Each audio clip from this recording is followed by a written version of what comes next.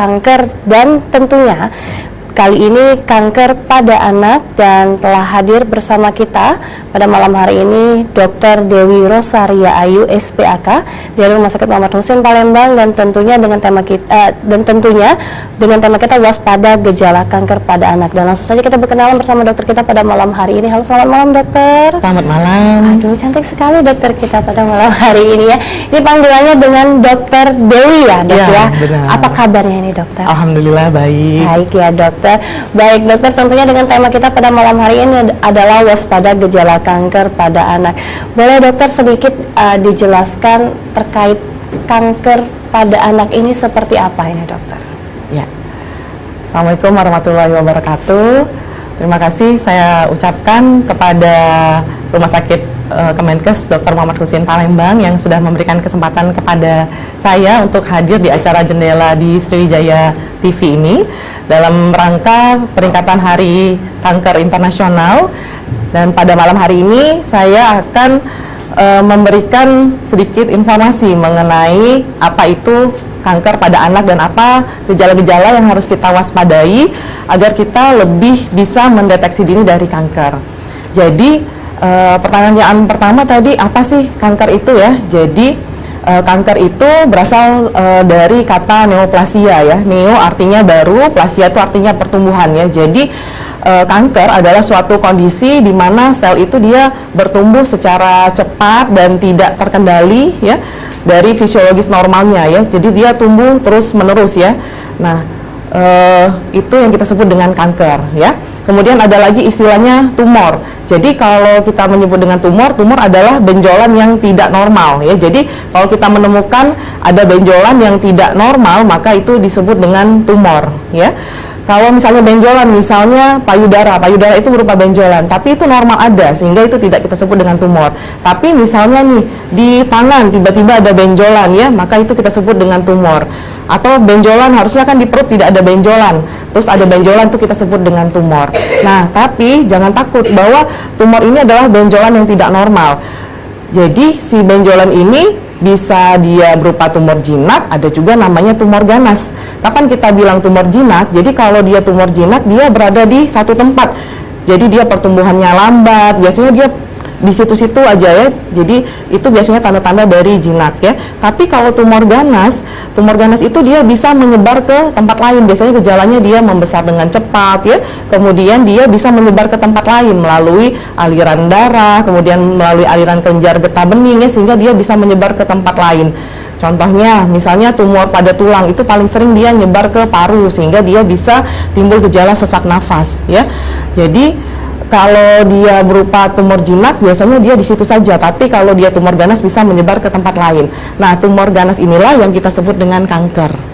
Seperti itu. Jadi kalau ada benjolan itu, bapak-bapak dan ibu sekalian jangan takut ya. Jadi kalau misal menemukan benjolan yang tidak normal, itu harus segera dibawa anaknya untuk ke dokter untuk memastikan apakah ini memang suatu benjolan yang normal atau tidak. Dan kalau memang itu tidak normal, maka akan kita lanjutkan pemeriksaan lebih lanjut untuk memastikan apakah ini suatu tumor jinak atau ini tumor ganas yang kita sebut dengan kanker.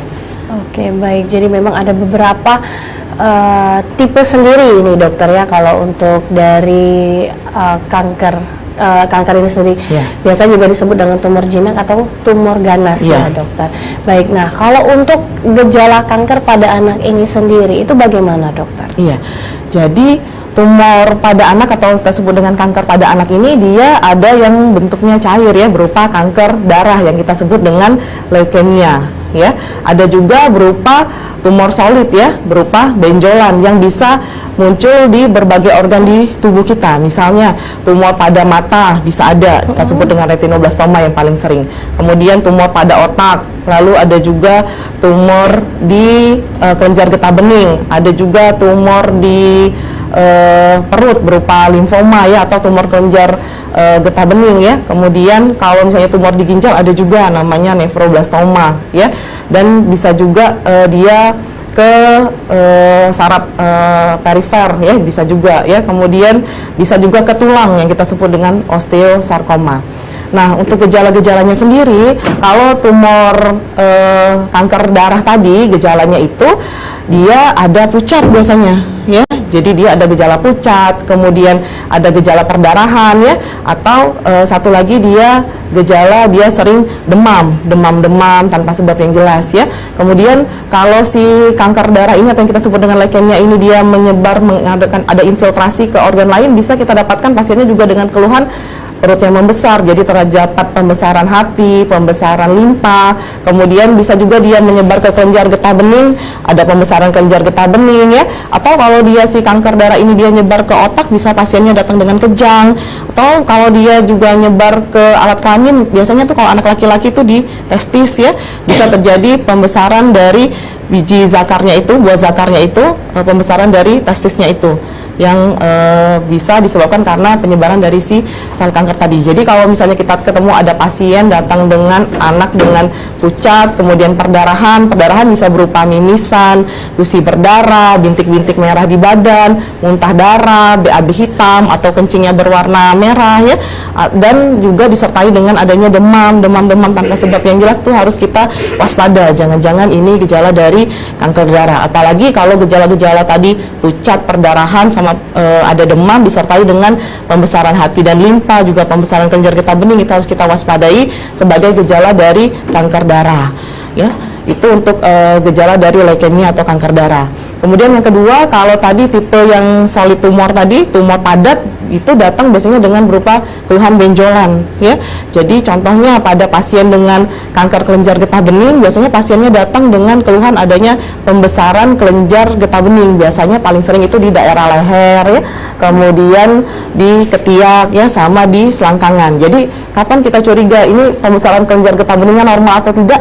Kalau dia membesar dengan cepat ya, kemudian benjolan ini diameternya itu lebih dari 2 cm, kemudian disertai dengan gejala-gejala yang tidak spesifik seperti demam lama, kemudian terjadi sering berkeringat malam hari, kemudian terjadi penurunan berat badan lebih dari 10% dalam waktu 3 bulan ya, itu harus berhati-hati, jangan-jangan itu merupakan gejala dari kanker kelenjar getah bening. Kemudian gejala lain dari kelenjar getah bening tadi, kalau ada pembesaran di perut, atau kalau misalnya dia kelenjar getah bening yang di rongga dada, dia bisa menyebabkan sumbatan pada aliran nafas ya, sumbatan pada pembuluh darah, bisa menyebabkan jadi pasiennya jadi sesak nafas. Terus ada pembengkakan pada daerah wajah ya, leher dan juga ekstremitas atas atau lengan atas, itu hati-hati, ada gejala namanya sindroma vena cava superior. Jadi harus hati-hati untuk tanda gejala dari kanker kelenjar getah bening. Terus tumor juga yang sering terjadi pada anak-anak adalah retinoblastoma ya. Retinoblastoma itu adalah tumor mata. Gejalanya apa? Biasanya ada keluhan mata putih. Jadi hati-hati kalau Bapak Ibu sekalian dilihat mata anaknya, kalau di bagian yang hitam ini ada putih ya, atau seperti mata kucing ya. Jadi kalau pada saat disinar kok matanya ini berkilau seperti mata kucing ya, itu harus hati-hati, jangan-jangan itu tanda awal dari tumor pada mata atau retinoblastoma ya. Kemudian gejala lain misalnya matanya membesar, nah itu harus hati-hati, jangan-jangan itu gejala dari tumor mata ya. Kemudian tumor apalagi yang sering, tumor di tulang, osteosarkom. Jadi dia tiba-tiba ada anaknya ada benjolan di tulang, paling sering itu di tulang-tulang panjang ya, di paha, di tungkai, sama di lengan atas. Jadi kalau ada tiba-tiba ada benjolan ya, kemudian terasa nyeri ya, kemudian ada keluhan patah tanpa adanya trauma ya, nyeri, itu harus hati-hati, harus segera dibawa. Intinya sih kalau ada keluhan benjolan itu harus segera dibawa ke sarana kesehatan terdekat, bisa ke puskesmas, bisa ke rumah sakit, supaya dievaluasi apakah betul benjolan ini adalah gejala dari kanker atau bukan, supaya kita bisa deteksi dini. Baik, jadi memang ada beberapa gejala-gejala sendiri ini dokter ya yang terjadi pada anak apabila anak menderita kanker. Nah kalau untuk gejala-gejalanya ini sendiri kan dokter, ini kan spesifik dengan seperti benjolan ya dokter ya. Nah kalau untuk si anak sendiri apakah merasakan seperti nyeri, demam dan sebagainya? Kan kalau untuk anak-anak ya mungkin tidak mengetahui rasa sakitnya itu seperti apa. Nah itu tanda atau mungkin untuk orang tua sendiri agar mereka tahu itu bagaimana itu dok? Iya, jadi Kalau gejala-gejala yang harus kita waspadai tadi ya, yang paling sering adalah kalau untuk kanker darah ada pucat. Pucat itu bisa kita lihat di sini di kelopak matanya kalau itu pucat ya, atau kita bandingin sama telapak tangan kita ya. Tangan kita kan ini merah nih. Kalau kita di samping ke tangan anaknya terus kelihatannya pucat putih gitu, ini pasti anaknya ada pucat. Kemudian kita lihat manifestasi perdarahan tadi ya, anaknya dengan mimisan, kemudian ada gusi berdarah ya, kemudian banyak bintik-bintik merah atau bercak-bercak merah di badan, terus kencingnya merah atau BAB-nya berdarah. Nah, itu harus kita segera harus hati-hati, waspada, jangan-jangan itu gejala dari kanker darah ya. Kemudian kalau benjolan bisa kita lihat tuh, kok pas saat kita memandikan anaknya ini teraba kok ada kelenjeran itu bahasa awamnya ya, kok besar ya gitu ya. Nah, itu harus hati-hati ya. Terus pada saat memandikan juga kan perut kan dipegang tuh. Kalau misalnya perutnya keras, membesar tuh juga harus hati-hati, jangan-jangan ada tumor, ada massa tadi di perutnya. Sama kalau nyeri, kadang-kadang kan apalagi anak di bawah 5 tahun kan dia nggak bisa mengatakan bahwa dia nyeri ya, biasanya itu rewel anaknya. Terus bisa juga anaknya yang tadinya bisa jalan terus nggak bisa jalan, itu juga harus hati-hati. Seperti itu. Baik, jadi memang ada beberapa untuk anak sendiri, untuk orang tua. Jadi untuk mengeceknya sendiri pada apakah ada benjolan, terus juga tadi pada mata ya dokter, kelopak mata apakah memang terlihat pucat, dan juga pada saat memandikan anak itu bisa diraba-raba ya dokter, jadi bagian tubuh anak mana yang mungkin merasa aneh ya atau janggal. Baik dokter, nanti kita akan lanjutkan kembali nih dokter terkait waspada gejala kanker pada anak. Dan untuk pemirsa di rumah yang ingin berinteraktif bisa di 0711366666 dan bisa juga melalui kanal YouTube kita di Sriwijaya TV. Kami akan kembali, tetap di Jendela.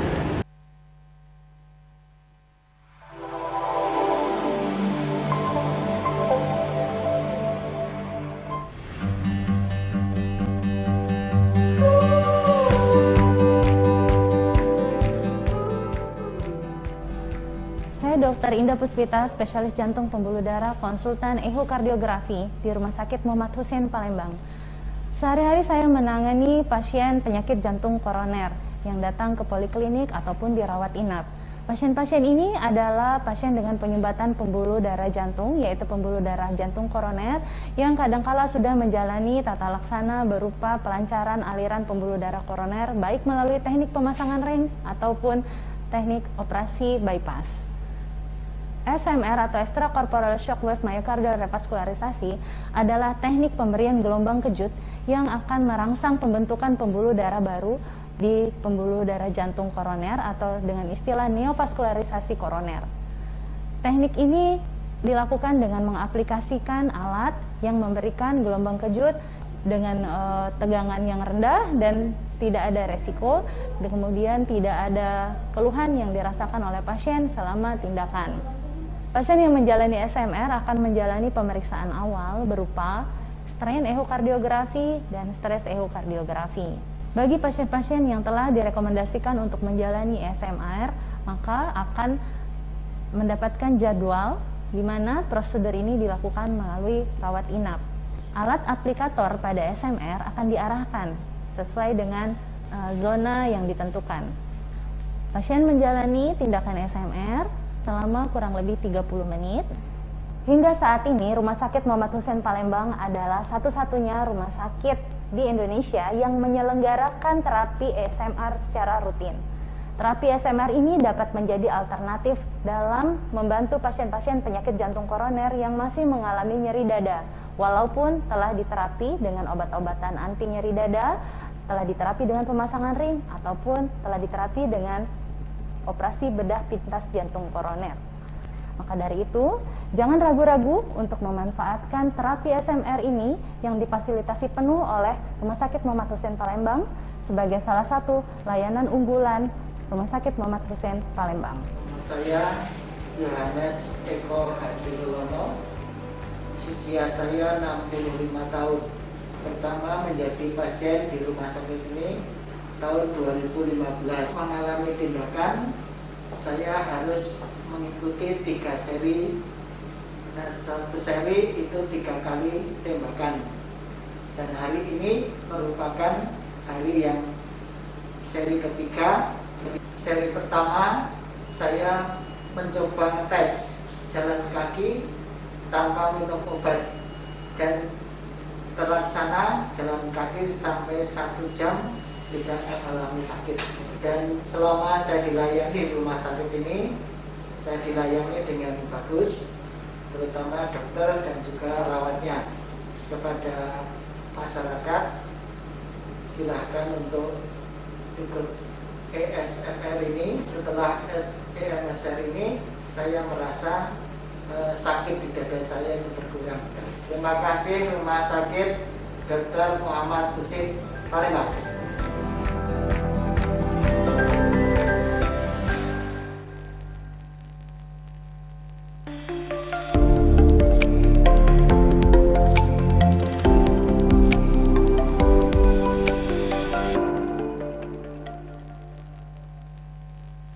Acara ini dipersembahkan oleh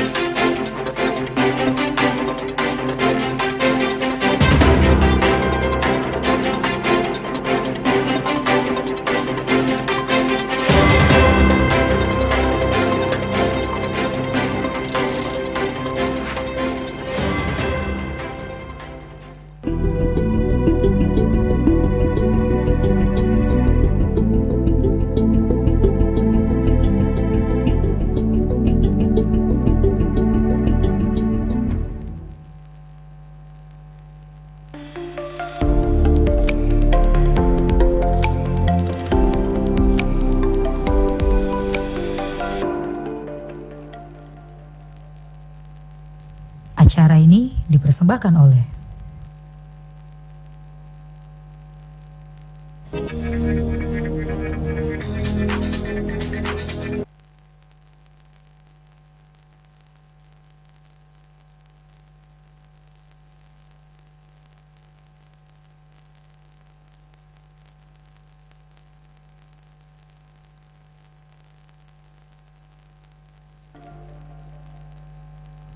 acara ini dipersembahkan oleh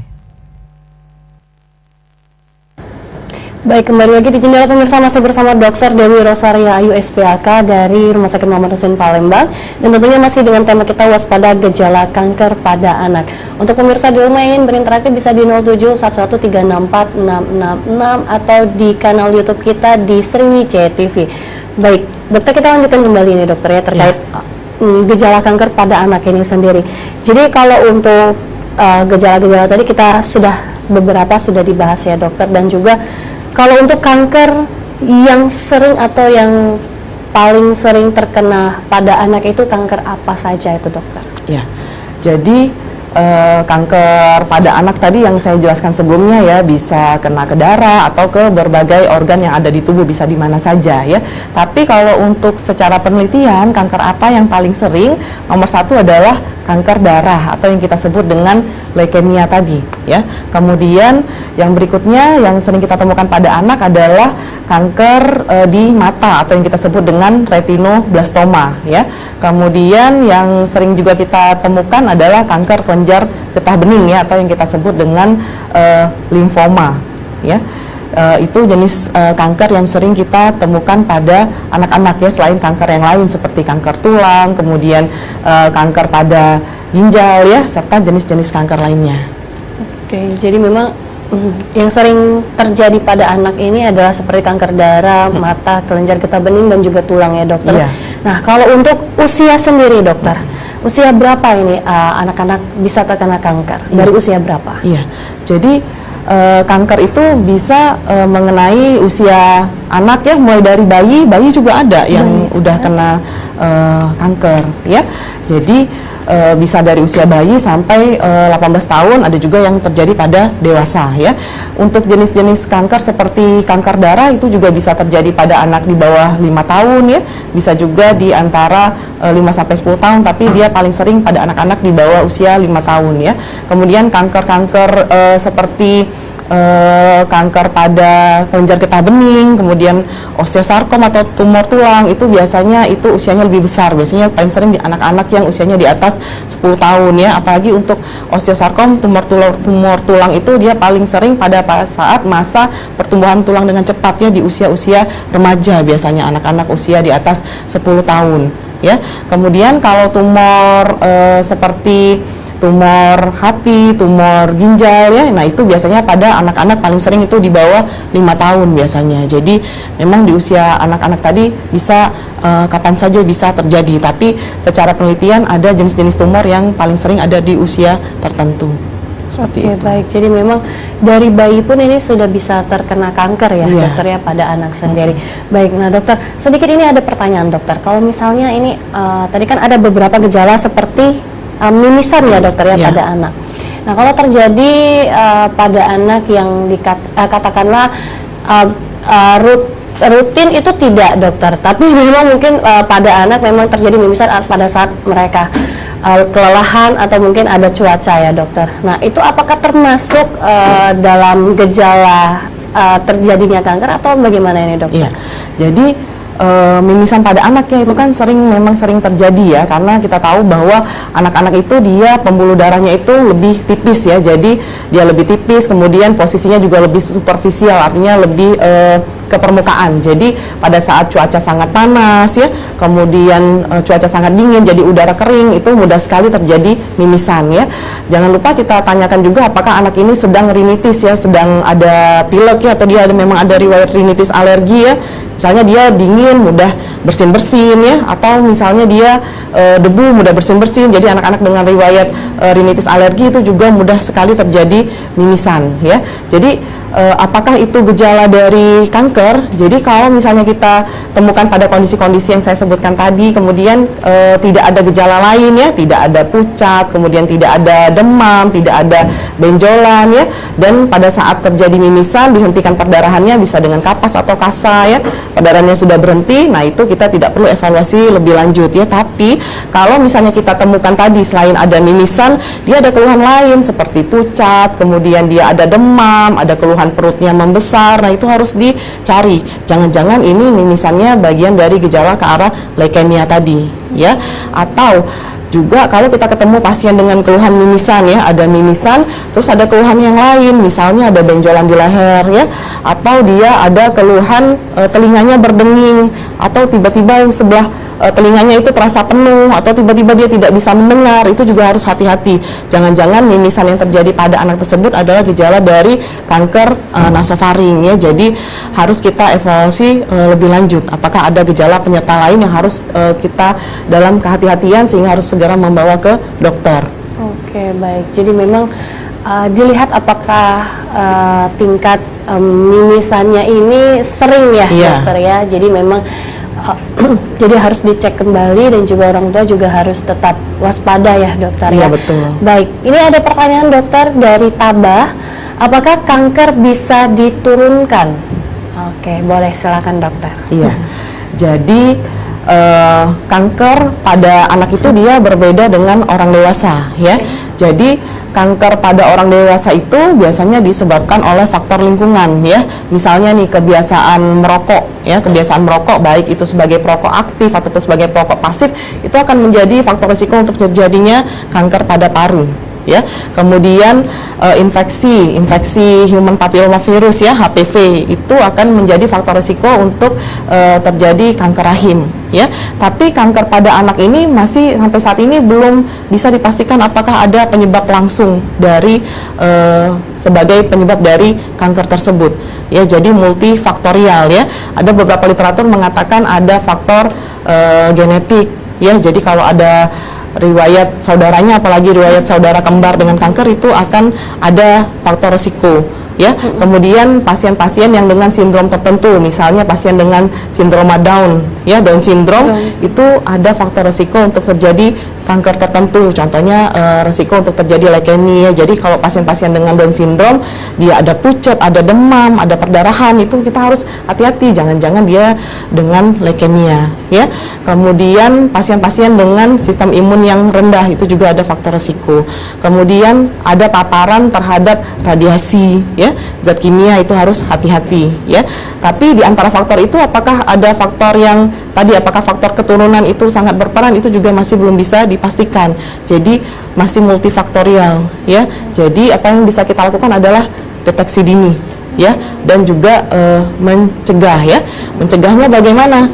Mencegahnya ya harus tentu dengan menjaga pola hidup sehat ya, makan makanan yang diet seimbang ya, kemudian hindari tadi asap rokok ya, kemudian istirahat yang cukup, dan juga harus mengelola stres secara baik. Oke, jadi memang ada beberapa ya, dokter yang memang harus diperhatikan sendiri ya.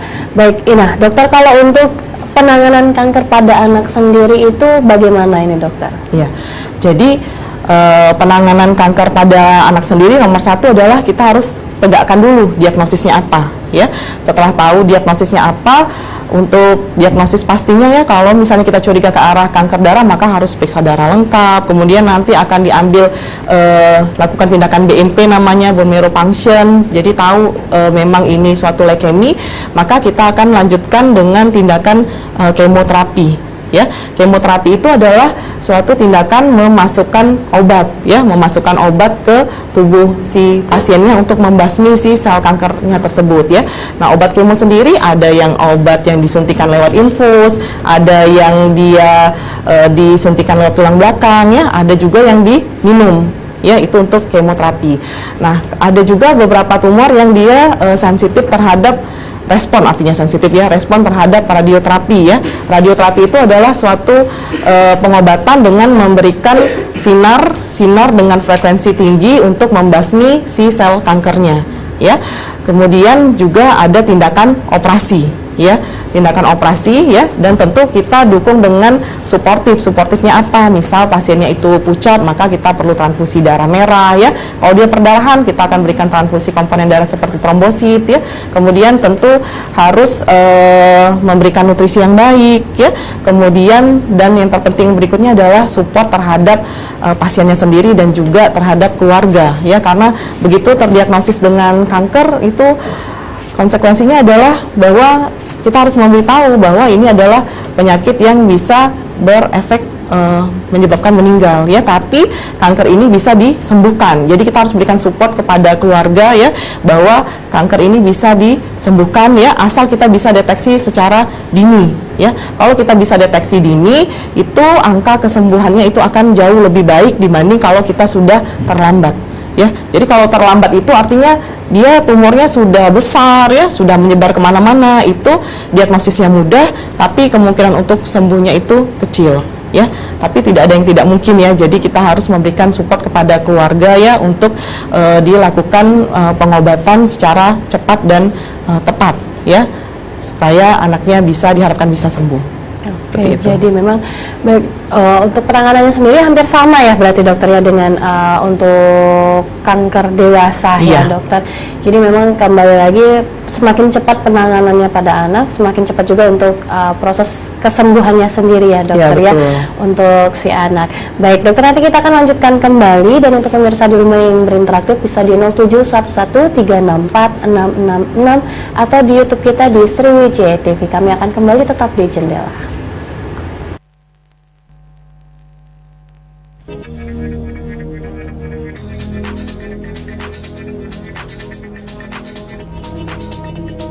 RSUP Dr. Muhammad Husin Palembang sebagai rumah sakit rujukan nasional memiliki wilayah kerja Bangka Belitung, Lampung, Jambi, Bengkulu dan Sumatera bagian selatan. Seiring dengan pesatnya perkembangan ilmu pengetahuan dan teknologi kesehatan yang mendukung layanan unggulan onkologi terpadu dengan penambahan fasilitas alat canggih yaitu LINAC, dan layanan unggulan jantung terpadu, yaitu Cath Lab, Azurion, dan EVOS. Linear Accelerator atau LINAC adalah salah satu alat yang digunakan untuk radiasi eksterna dengan memberikan sinar X atau elektron berenergi tinggi ke daerah tumor, dilengkapi dengan Oncology Information System yang dapat mengintegrasikan seluruh data tindakan radiasi, yang dapat mengurangi human error selama terapi radiasi, sehingga meningkatkan keamanan dan kenyamanan pasien. Dengan teknik 3D, IMRT, dan DMLC, LINAC dapat menghasilkan ketepatan dosis mencapai 99% pada sel kanker dan dosis yang rendah di jaringan sehat sekitarnya. Penggunaan LINAC dapat meningkatkan angka keberhasilan pengobatan kanker, efek samping terapi radiasi lebih ringan, akurasi tinggi, serta ramah lingkungan.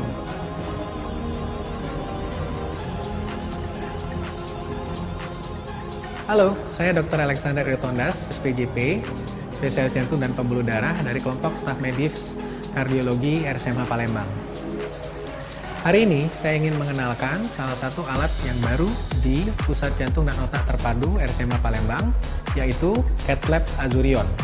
Laboratorium kateterisasi Azurion Premium ini adalah salah satu alat Cath Lab yang dengan spesifikasi tercanggih di Palembang, Sumatera, Indonesia, bahkan Asia. Untuk Indonesia sendiri hanya saat ini terdapat 3 alat di seluruh Indonesia. Fitur yang menarik daripada alat ini adalah kemampuan alat ini untuk mendapatkan gambar 3 dimensi pada saat dokter melakukan tindakan. Alat ini juga baik untuk pembuluh jantung maupun pembuluh otak. Dari gambar 3 dimensi ini, dokter akhirnya hanya mengeluarkan kontras atau zat warna yang lebih sedikit, dan juga radiasi yang digunakan untuk alat ini menjadi lebih sedikit sehingga lebih aman untuk pasien.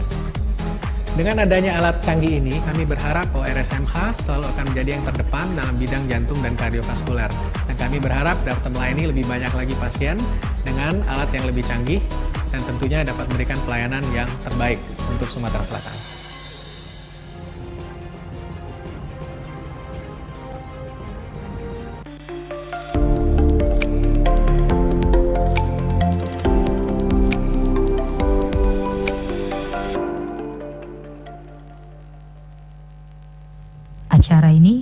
dipersembahkan oleh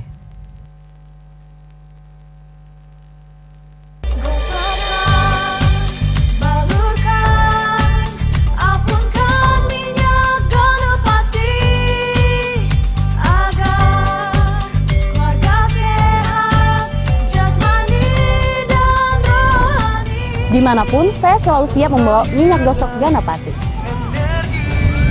Minyak gosok Ganapati telah teruji dapat meringankan panas, batuk, flu, pusing, sakit tenggorokan, masuk angin, sakit pinggang, vertigo, kesemutan, saraf kejepit, dan lemak akibat stroke. Minyak gosok Ganapati mengandung peppermint, bisa menghangatkan dan juga melegakan pernapasan. Ayo Mang Cebice dulur galo-galo, coba ke minyak gosok Ganapati, solusi untuk keluarga sehat.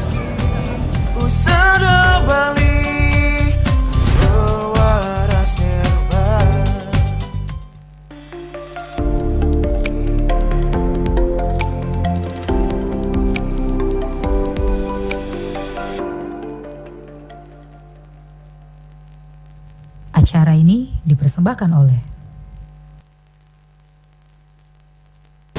Baik, masih di jendela pemirsa, masih bersama Dr. Dewi Rosaria Ayu SPAK, dokter spesialis anak konsultan hematologi onkologi anak dari Rumah Sakit Muhammad Hussein Palembang, dan tentunya masih dengan tema kita waspada gejala kanker pada anak. Untuk pemirsa di rumah yang ingin berinteraksi bisa di 0711364666 atau di kanal YouTube kita di Sriwijaya TV. Baik, ini kita lanjutkan kembali nih dokter. Mungkin ada beberapa pertanyaan nanti dokter yang akan kita bacakan. Nah, kalau untuk ini dokter, tadi kan ada beberapa bagaimana cara penanganannya sendiri pada anak. Nah, kalau untuk yang menyebabkan kanker pada anak sendiri itu apa saja itu dokter? Mungkin selain dari makanan atau mungkin kalau untuk anak-anak kan mungkin untuk makanan kan masih kecil belum terkena banyak bahan-bahan kimia ya dokter ya. Nah, ini bagaimana dokter? Boleh silakan. Oke. Jadi seperti yang saya jelaskan di segmen sebelumnya ya, jadi kanker pada anak ini apakah bisa dicegah ya? Jadi kanker pada anak itu dia tidak bisa dicegah ya, beda sama orang dewasa tadi ya. Yang orang dewasa tadi kita harus cegah supaya tidak merokok ya, kemudian kanker serviks tadi karena infeksi dari human papilloma virus itu bisa dicegah dengan imunisasi HPV ya. Nah, kalau kanker pada anak ini tidak bisa dicegah, jadi apa yang harus dilakukan adalah deteksi dini supaya kita bisa diagnosis dini. Jadi kalau kita ketahuan sakitnya lebih cepat, maka angka kesembuhannya itu, angka keberhasilan untuk pengobatan itu akan jauh lebih baik dibanding kalau kita menemukannya itu sudah kondisi stadium lanjut ya. Jadi kalau stadium lanjut itu dia angka kesembuhannya akan lebih kecil. Jadi yang terpenting adalah deteksi dini. Jadi gejala-gejala yang tadi saya paparkan sebelumnya itu harus kita perhatikan, harus kita ingat ya, supaya kita bisa mendeteksi awal gejala dini pada kanker ya. Nah, apakah ada tindakan-tindakan tertentu yang bisa kita lakukan untuk mencegah kanker? Ya, tetap harus menjaga pola hidup sehat ya. Pola hidup sehat artinya istirahatnya harus cukup, kemudian makan diet yang seimbang ya, kemudian enyahkan asap rokok, jadi hindari paparan terhadap asap rokok ya. Kemudian kalau dari penelitian itu menunjukkan pemberian ASI eksklusif itu bisa mencegah angka kejadian dari kanker darah pada anak ya. Jadi bayi-bayi yang ASI eksklusif itu lebih terlindungi dari kejadian kanker darah ya. Jadi harus menjaga pola hidup sehat tadi ya. Terus dilengkapi juga imunisasinya ya. Contohnya imunisasi hepatitis B itu bisa mencegah infeksi dari hepatitis B, di mana hepatitis B ini bisa menyebabkan kalau yang jangka panjang bisa menyebabkan kanker hati ya. Jadi kalau anak kita udah diimunisasi hepatitis B, insya Allah dia terlindungi dari kemungkinan untuk terjadi kanker hati gitu.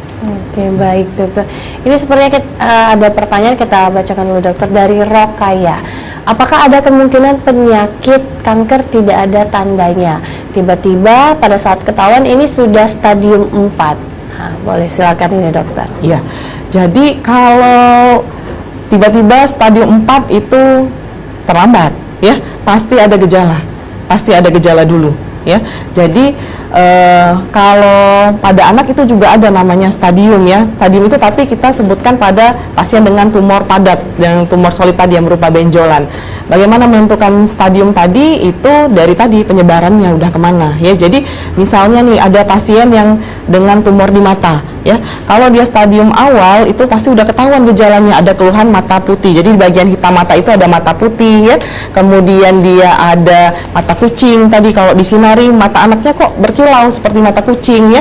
Itu kalau kita udah tahu di awal itu segera harus dibawa ke dokter mata ya, akan ketahuan lebih awal. Itu biasanya masih stadium 1, stadium 2. Tapi kalau dia matanya udah menonjol ke depan, itu ke depan kita tahu dia ke depan aja udah nonjol tuh, apalagi ke belakang. Biasanya itu udah ada penyebaran ke otak, itu pasti udah stadium 4. Jadi menuju dari dia yang mata putih ke mata yang menonjol itu pasti ada waktu, tapi memang kalau tumor ganas itu cepat. Makanya harus deteksi dini gitu ya. Terus misalnya nih tumor tulang ya, jadi ada benjolan di tulang, biasanya tuh nggak mau dibawa berobat gitu, makin lama makin membesar, terus dia bisa menyebar. Tadi yang saya bilang bahwa kanker itu dia bisa menyebar lewat aliran darah, lewat kelenjar getah bening, paling sering dia nyebar ke paru. Jadi dia udah dengan sesak nafas, pas di ronsen itu udah putih-putih semua, coin lesion semua di paru-parunya, itu udah stadium 4. Itu sudah jelek pasti ya. Keberhasilan untuk pengobatannya itu lebih rendah dibanding kalau dia awal tadi baru ada keluhan benjolan, itu biasanya masih stadium awal ya. Awal ada benjolan tuh harus segera dibawa, jangan nunggu masanya udah besar, apalagi udah sesak nafas, itu pasti udah stadium lanjut ya. Jadi kalau ada keluhan benjolan itu harus segera dibawa, jangan sampai tiba-tiba tadi udah stadium 4 ya, karena itu pasti ada gejala awal menuju si 4 tadi. Tapi kenyataannya kita di negara-negara dengan low income country, ekonomi menengah ke bawah, itu 50% itu datang udah stadium lanjut ya, beda sama di negara maju. Kenapa bisa lebih dulu? Karena tadi awareness-nya, kesadarannya lebih tinggi ya, kemudian didukung dengan sumber daya manusia dan fasilitasnya yang baik ya, sehingga kalau di negara-negara maju kanker pada anak itu 80% bisa sembuh. Kenapa bisa bagus? Karena tadi deteksi dini ya. Tapi kalau kita di negara-negara yang sedang berkembang ini ya, itu angka kesembuhannya lebih kecil, cuma sekitar 20-30%. Sebenarnya di mana kuncinya adalah deteksi dini. Kalau kita bisa deteksi dini, ketahuannya di stadium awal, diobatin lebih cepat, maka akan angka kesembuhannya akan lebih bagus. Seperti itu. Baik, jadi memang untuk stadium sendiri ini dokter ya, berarti memang untuk stadium lanjut itu memang pasti ada gejalanya sendiri dokter ya. Kembali lagi bagaimana merespon rasa sakit atau gejala-gejala itu sendiri ya dokter. Baik, nanti kita akan lanjutkan kembali dokter, dan untuk pemirsa di rumah yang ingin berinteraksi bisa di 071113646666. Kami akan kembali tetap di Jendela.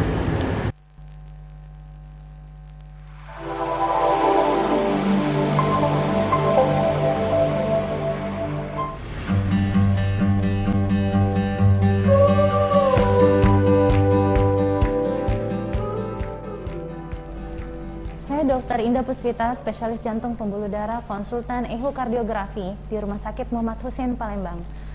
Sehari-hari saya menangani pasien penyakit jantung koroner yang datang ke poliklinik ataupun dirawat inap.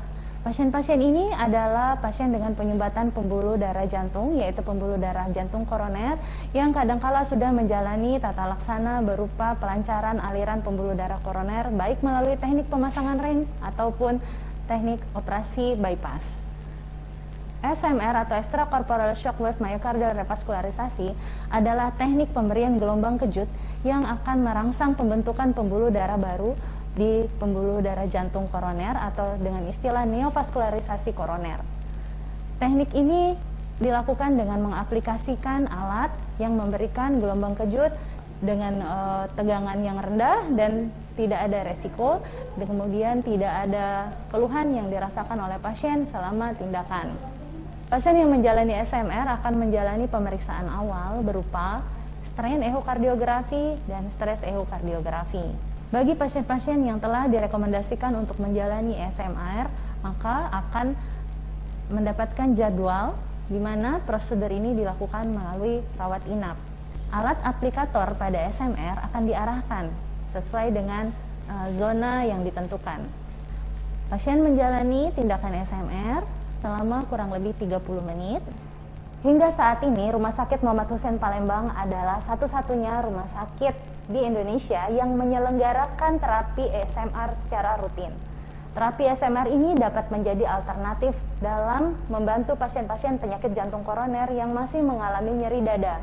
Walaupun telah diterapi dengan obat-obatan anti nyeri dada, telah diterapi dengan pemasangan ring, ataupun telah diterapi dengan operasi bedah pintas jantung koroner. Maka dari itu, jangan ragu-ragu untuk memanfaatkan terapi ASMR ini yang difasilitasi penuh oleh Rumah Sakit Muhammad Hussein Palembang sebagai salah satu layanan unggulan Rumah Sakit Muhammad Hussein Palembang. Saya Yohanes Eko Hadirulono, usia saya 65 tahun. Pertama menjadi pasien di rumah sakit ini tahun 2015. Mengalami tindakan, saya harus mengikuti 3 seri. Nah, 1 seri itu 3 kali tembakan. Dan hari ini merupakan hari yang seri ketiga. Seri pertama saya mencoba tes jalan kaki tanpa minum obat dan terlaksana jalan kaki sampai 1 jam tidak mengalami sakit. Dan selama saya dilayani di rumah sakit ini, saya dilayani dengan bagus, terutama dokter dan juga rawatnya. Kepada masyarakat, silahkan untuk ikut ASMR ini. Setelah ASMR ini, saya merasa sakit di dada saya itu berkurang. Terima kasih Rumah Sakit Dr. Muhammad Hussein Palembang.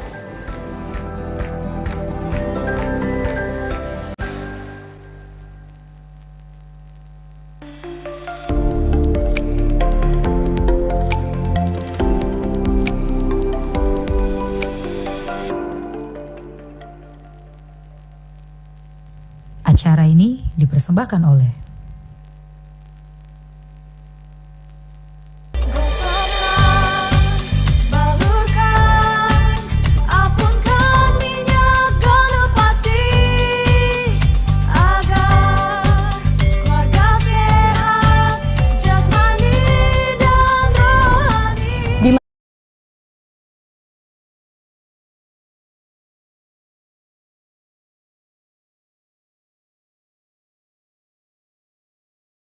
tenggorokan, masuk angin, sakit pinggang, vertigo, kesemutan, saraf kejepit, dan lemak akibat stroke.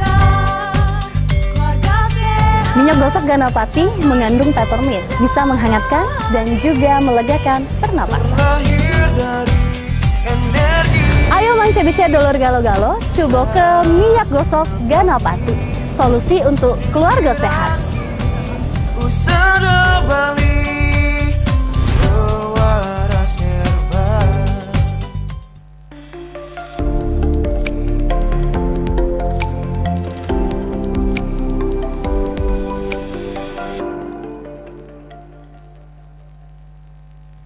Acara ini dipersembahkan oleh Baik, masih di jendela pemirsa, masih bersama Dr. Dewi Rosaria Ayu SPAK dari Rumah Sakit Muhammad Hussein Palembang, dan tentunya masih dengan tema kita waspada gejala kanker pada anak. Ini nggak terasa di segmen terakhir nih dokter ya. Langsung saja ini ada pertanyaan ya dokter dari Mama Lemona. Ini bahan makanan yang bisa jadi pemicu kanker pada anak apa ya dok? Sering bikin bekal sendiri untuk dibawa sekolah, tapi masih sering menambahkan bahan-bahan ultra proses seperti saus mayo dan lain-lain. Apakah bahaya dokter? Boleh, Ya. silahkan dokter Oke, dijawab. terima kasih Mama atas pertanyaannya ya. Jadi ada beberapa informasi yang masuk ya, misalnya nih katanya kalau kebanyakan MSG, micin katanya akan menjadi faktor resiko untuk terjadi kanker ya. Jadi itu mitos ya. Jadi pemberian MSG itu tidak menjadi penyebab dari kanker ya, tapi tetap intinya tuh sesuatu yang berlebihan itu nggak baik ya. Jadi jangan pula misalnya tiap kali masak pasti memasukkan MSG ya. Jadi kalau sesekali itu nggak ada masalah ya. Kemudian untuk UPF sendiri ya, ultra processing food ini juga ya lagi jadi perbincangan ya. Jadi makanan-makanan kaleng gitu ya, makanan-makanan olahan itu apakah menjadi faktor risiko untuk terjadi kanker, itu juga masih sampai saat ini belum terbukti sebagai faktor risiko untuk terjadi kanker ya. Jadi intinya sih tetap kalau dikasih itu boleh, tapi ya jangan terlalu sering juga ya. Kalau bisa kita makanannya yang diet seimbang, yang alami ya. Tapi bukan berarti oh nggak boleh, nggak juga, boleh aja dikasih ya. Tapi jangan setiap hari gitu, sekali-sekali boleh ya. Jadi intinya tuh sesuatu yang berlebihan itu tidak baik. Ya. Baik, berarti memang untuk sesekali itu nggak apa-apa. Ya. Berarti untuk sesuatu yang berlebihan itu tidak baik ya, dokter. Baik, dokter, kalau untuk karena kan ini kan kita membahas tentang waspada gejala kanker pada anak karena dalam rangka Hari Kanker Sedunia ya, ya dokter betul. ya. Nah, kalau untuk kesempatan sembuhnya sendiri ini, dokter, itu bagaimana, dok? Iya, jadi kanker itu bisa disembuhkan ya. Jadi kalau terdiagnosis kanker itu pasti memang berat ya, karena image-nya kalau terdiagnosis kanker itu suatu penyakit yang mematikan ya. Jadi memang kanker itu berbahaya ya, memang bisa menyebabkan kematian ya, baik pada anak-anak atau dewasa. Tapi kalau kita bisa mendeteksi dini, yang saya katakan tadi, kalau kita bisa deteksi dini itu kankernya bisa disembuhkan ya. Contohnya leukemia pada anak ya, leukemia anak itu adalah salah satu kanker yang bisa disembuhkan ya. Kemudian tumor mata tadi ya, kalau kita ketemunya di stadium awal tadi masih mata putih, mata kucing ya, itu masih stadium awal, stadium 1, stadium 2 itu 80%, bahkan kalau di luar itu bisa sampai 90% akan sembuh ya. Tapi kalau kita udah ketemunya itu di stadium lanjut ya, jadi udah berupa matanya udah membonjol ke depan ya, kemudian ada kejang, itu udah stadium 3, stadium 4 kalau udah kejang ya. Nah, itu angka kesembuhannya juga jadi lebih kecil, cuman sekitar 10-20% ya. Jadi intinya adalah deteksi dini, diagnosis dini. Begitu kita ketemu di stadium awal, kita langsung obatin, insya Allah pasiennya bisa disembuhkan. Ya, jadi jangan takut, kalau ada benjolan jangan dipendam-pendam gitu. Harus segera dibawa ke fasilitas kesehatan untuk memastikan apakah ini betul suatu tumor atau bukan. Baik. Nah, sedikit dokter untuk karena tadi beberapa yang sudah kita bahas tadi ya, dokter ya, terkait kesembuhannya sendiri bagaimana, dan untuk juga tadi beberapa tumor-tumor yang sudah disebutkan tadi ya, dokter ya, yang terkait yang terkena pada anak. Nah, kalau untuk proses pencegahannya sendiri, dokter, kanker pada anak itu bagaimana harus dilakukannya, dokter? Iya, jadi tetap ya tadi ya, bahwa apakah bisa dicegah ya? Sebetulnya tidak bisa dicegah ya. Yang terpenting adalah deteksi dini, diagnosis dini. Tapi apakah tidak ada usaha gitu untuk mencegah? Tetap kita harus menerapkan pola hidup yang sehat ya, dengan cerdik ya, kalau jargon dari Kemenkes ya. Cerdik itu apa? Satu, harus cek kesehatan secara rutin ya, cek kesehatan secara rutin. Kemudian itu nyahkan asap rokok ya, jadi harus menghindari merokok ya, baik sebagai perokok aktif, jadi dia yang merokok sendiri, atau dia perokok pasif, jadi misalnya dia merokok kemudian di sekitarnya ada anak-anak, itu harus dihindari karena asap rokok tadi bisa beresiko sebagai faktor risiko untuk terjadi kanker ya.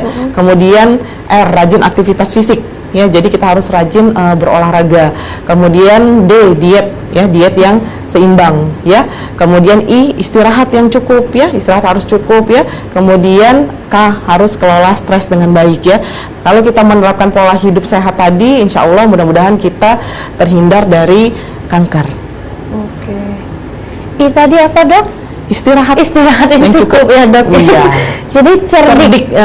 Cek kesehatan secara rutin, nyahkan asap rokok, R-nya rajin olahraga, aktivitas fisik ya, dokter. Kemudian dia diet seimbang, I-nya istirahat yang cukup, dan kayaknya kelola stres. Cerdik. Saya mau buat nanti story. Jadi memang harus cerdik menjaga kesehatan. Ya, betul. Oke, baik, dokter, boleh sedikit dokter pesan-pesan untuk pemirsa Sriwijaya TV di rumah, khususnya pemirsa Jendela ini, terkait gejala kanker pada anak dan juga bagaimana cara kita mengantisipasi apabila sudah terjadi. Boleh, silakan, dokter. Iya, jadi kanker pada anak ini yang terpenting adalah diagnosis dini ya. Jadi Bapak Ibu sekalian, kalau ada anaknya di rumah atau adiknya di rumah ya, atau ada tetangganya, terus kita ketemu gejala-gejala yang saya sebutkan tadi seperti ada pucat, ada demam, ada perdarahan, ada keluhan benjolan ya di berbagai tempat, baik itu di mata, kemudian di perut atau di tulang ya, atau ada keluhan lain seperti ada sakit kepala terus menerus disertai dengan muntah ya, hati-hati juga tuh, jangan-jangan ada gejala dari tumor di otak ya. Nah itu harus segera membawa ke dokter ya untuk memastikan apakah betul gejala-gejala yang ditemui tadi merupakan gejala dari kanker pada anak ya. Karena kanker itu bisa disembuhkan asal dia dideteksi secara dini. Semakin cepat kita deteksi dini, maka stadiumnya lebih awal dan angka kesembuhannya itu akan jauh lebih baik dibanding kalau kita sudah terlambat ya. Jadi intinya adalah harus deteksi dini, meningkatkan kesadaran kita mengenai gejala-gejala kanker tadi, dan jangan takut kalau menemukan gejala-gejala yang sudah saya sebutkan tadi sebagai gejala-gejala dari kanker, harus dibawa ke fasilitas kesehatan yang terdekat, ke dokter yang terdekat ya, untuk memastikan apakah betul gejala-gejala yang dicurigai oleh Bapak Ibu sekalian tadi merupakan gejala dari kanker atau bukan. Intinya adalah deteksi dini itu akan jauh lebih baik supaya dia angka kesembuhannya lebih baik, dan tetap tadi cerdik tadi diingat ya, menjaga pola hidup sehat. Oke, baik. Jadi memang harus tetap mengingat cerdik ya ini dokter ya. Ini cerdik dalam mengelola kesehatan ya dokter. Wah, ini saya sudah slogannya sudah harus hafal ini. Baik, dan juga terima kasih banyak ini dokter yang sudah berbagi informasinya bersama kita di Jendela pada malam hari ini. Terima kasih Dr. Dewi Rosaria Ayu SPAK, dokter spesialis anak, konsultan hematologi onkologi anak ini dari Rumah Sakit Muhammad Husin Palembang. Terima kasih banyak dokter, ini dengan tema kita waspada gejala kanker pada anak, tentunya dalam rangka Hari Kanker Sedunia ya dokter. Dan juga kami ucapkan terima kasih untuk seluruh pemirsa atau penonton setia ya, ini yang sudah memberikan pertanyaannya melalui kolom komentar kita di YouTube. Ada Zaki, siapa lagi tadi? Abida, Dede dan lainnya. Terus ada lagi? Oh, sudah cukup, dan lainnya juga yang tidak bisa disebutkan satu persatu. Terima kasih banyak ini, dan juga terima kasih sekali lagi dokter. Nanti kita bertemu lagi ya dokter yang untuk berbincang-bincang. Baik, terima kasih pemirsa di rumah. Demikian dialog kesehatan pada malam hari ini. Banyak sekali informasi yang pemirsa dapatkan karena kami menghadirkan pakar yang ahli di bidangnya. Saksikan terus Jendela hanya di Sriwijaya TV. Saya Destina Rizky pamit undur diri. Terima kasih. Wassalamualaikum warahmatullahi wabarakatuh. Selamat malam.